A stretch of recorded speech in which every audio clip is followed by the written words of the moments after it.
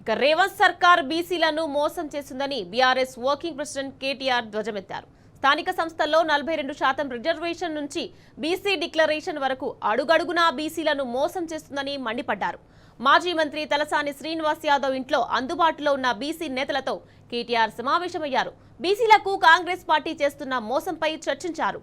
బలహీన వర్గాలను మోసం చేయాలనే దురుద్దేశంతో స్థానిక సంస్థల్లో 42% రిజర్వేషన్ల అంశంపై చిత్తశుద్ధి లేకుండా వ్యవహరించారని బీఆర్ఎస్ బీసీ నేతలు అభిప్రాయపడ్డారు. కొత్త చట్టం ఆమోదం పొందదని తెలిసి ఆర్డినెన్స్ పేరుతో కొత్త నాటకానికి కాంగ్రెస్ తెరలేపిందని ధ్వజమెత్తారు.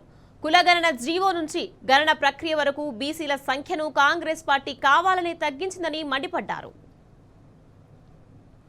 బీసీ డిక్లరేషన్ పేరుతో కాంగ్రెస్ పార్టీ బలహీన వర్గాలను మోసం చేసిందని బీసీ నేతలు అభిప్రాయపడ్డారు. స్థానిక సంస్థల్లో బీసీలకు రిజర్వేషన్ ఇవ్వాలనే అంశంపై మొదటి నుంచి కాంగ్రెస్ పార్టీ చిత్తశుద్ధి లేకుండా వ్యవహరిస్తుందని మండిపడ్డారు. ఆ లోపాల గురించి ముందే కాంగ్రెస్ నేతలకు తెలుసని, కానీ బీసీలను మోసం చేయాలనే దురాలోచనతో కోర్టులకు సాకు చూపి తప్పించుకునేందుకు రేవంత్ సర్కార్ ప్రయత్నిస్తుందని బీఆర్ఎస్ బీసీ నేతలు అభిప్రాయపడ్డారు. కేంద్ర ప్రభుత్వం ప్రతిపాదించిన కులగణనపై కాంగ్రెస్ సర్కార్ విమర్శలు చేసిందని గుర్తు చేశారు.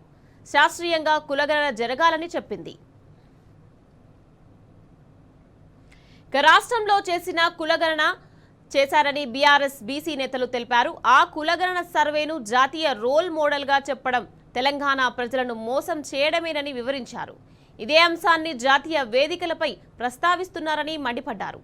42% రిజర్వేషన్ల పేరుతో బీసీలను మోసం చేస్తూ బీసీ డిక్లరేషన్ పేరుతో ఇచ్చిన ఏ ఒక్క హామీని అమలు చేయడం లేదని విరుచుకుపడ్డారు. బీఆర్ఎస్ ప్రభుత్వం బడుగు బలహీన వర్గాల కోసం ప్రారంభించిన పథకాలను రద్దు చేయడాన్ని తప్పుపట్టారు. కొత్త పథకాలు ప్రారంభించకపోవడంపై బీసీలకు కాంగ్రెస్ పార్టీ చేస్తున్న ద్రోహమేనని బీసీ నేతలు మండిపడ్డారు.